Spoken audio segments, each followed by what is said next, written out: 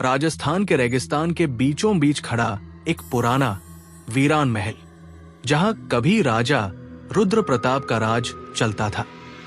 कहते हैं उस महल में आज भी रात को शहनाई बजती है, लेकिन कोई इंसान नहीं दिखता, और जो एक बार उस महल में गया वो फिर कभी नहीं लौटा। अगर आपको हमारे डरावने, रहस्यमयी और रोमांचक किस्से पसंद आते हैं तो हमें लाइक करना न भूलें।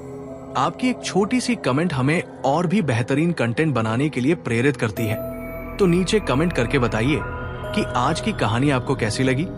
और हाँ, अगर आप ऐसी ही भूतिया, खौफनाक और दिल दहला देने वाली कहानियां सुनना चाहते हैं तो चैनल को सब्सक्राइब जरूर कर लें और बेल आइकन दबाएं, ताकि अगली बार जब कोई नई कहानी आए तो आपको सबसे पहले पता चले।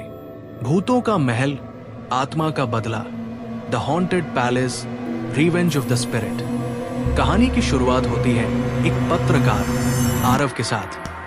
आरव एक यूट्यूबर और इन्वेस्टिगेटिव जर्नलिस्ट था, जो रहस्यमयी और भूतिया जगहों की सच्चाई उजागर करता था। उसे एक दिन एक पुराना खत मिलता है, जिसमें लिखा था, भूतों का महल तुम्हारी प्रतीक्षा कर रहा है। अगर सच्चाई जाननी है तो इस पते पर आ जाओ। लेकिन ध्यान रहे, एक बार अंदर गए तो वापस लौटने की गारंटी नहीं है।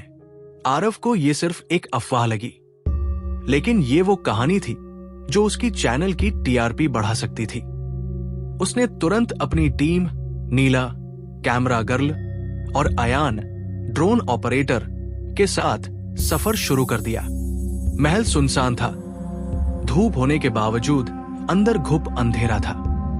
चारों ओर जले हुए दियों की बू, पुरानी तस्वीरें और खून से सने फर्श। महल के अंदर एक दरवाजा था जिस पर लिखा था, यहां आत्माओं का न्याय होता है। जैसे ही आरव उस दरवाजे को खोलता है, एक ठंडी हवा की तेज लहर अंदर घुसती है। कैमरे की स्क्रीन धुंधली हो जाती है और अयान चीख उठता है।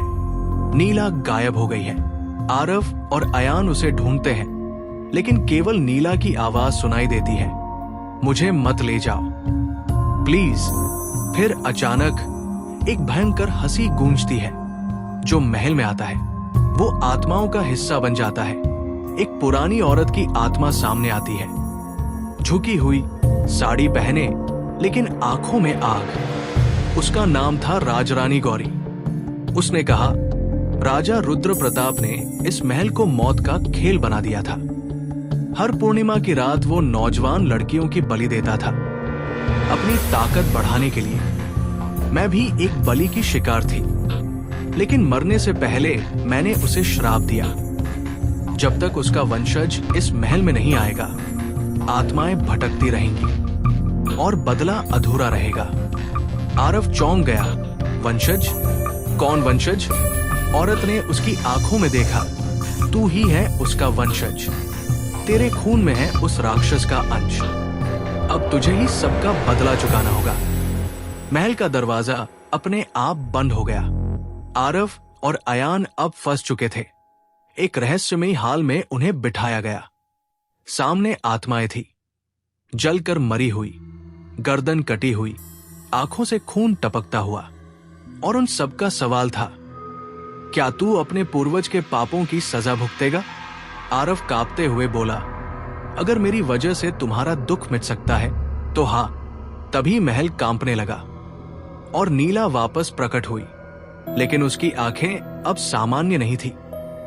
उसकी आंखों में एक आत्मा समाई हुई थी, राजा रुद्र प्रताप की आत्मा। राजा रुद्र प्रताप की आत्मा नीला के शरीर में थी। वो बोला, तुम सब मुझे मार नहीं सकते, मैं अमर हूं और अब मैं फिर से बलि चढ़ाऊंगा, इस बार अपने ही वंशज की। आरव की सांसें थम गई। नीला उस पर हमला करने लगी। अयान ने ड्रोन उड़ाकर महल की छत पर एक विशेष यंत्र सक्रिय किया। पुराने ग्रंथों में लिखा यंत्र जो आत्माओं को मुक्त करता था, लेकिन उसके लिए बलिदान जरूरी था। अयान ने खुद को उस यंत्र की बलि दे दी और तेज रोशनी फैल गई। अचानक सब शांत हो गया। नीला जमीन पर गिरी हुई थी, होश में, लेकिन सामान्य। आत्माएं आसमान में उड़ रही थी। मुक्त, शांत और मुस्कुराती हुई। महल की दीवारें खुद ब खुद गिरने लगी। आत्मा ने कहा, जिसने अपने पूर्वज के पापों को स्वीकार कर प्रायश्चित किया, वो श्राप तोड़ देता है। अब हम मुक्त हैं। आरव फूट फूट कर रोने लगा। अयान की बलिदान ने न केवल सबकी आत्माओं को मुक्त किया, बल्कि महल को भी भूतों से मुक्त कर दिया। कुछ महीने बाद आरव ने अयान की याद में एक ट्रस्ट शुरू किया, जो ऐसी आत्माओं की मुक्ति के लिए काम करता था। नीला अब उसकी टीम का हिस्सा थी। आरव के चैनल की अंतिम वीडियो में एक महिला आई। उसने एक तस्वीर दी जिसमें वही महल फिर से खड़ा था, चमकता हुआ, नया। और उसने कहा, राजा रुद्र प्रताप का पुत्र अभी भी जीवित है और वो तुम्हारे शहर में है। कैमरा धीरे धीरे उस तस्वीर पर जूम करता है और महल की खिड़की में कोई खड़ा दिखता है, मुस्कुराता हुआ। कहानी खत्म नहीं हुई, अभी बदला बाकी है। अगर आपको हमारी कहानी पसंद आई तो इसे लाइक करें, अपने दोस्तों के साथ शेयर करें और हमारे चैनल को सब्सक्राइब करें। घंटी दबाना न भूलें ताकि अगली बार की रहस्यमयी कहानियां आप सबसे पहले देख सकें। आपकी एक प्रतिक्रिया हमें और बेहतर बनाने में मदद करेगी। धन्यवाद।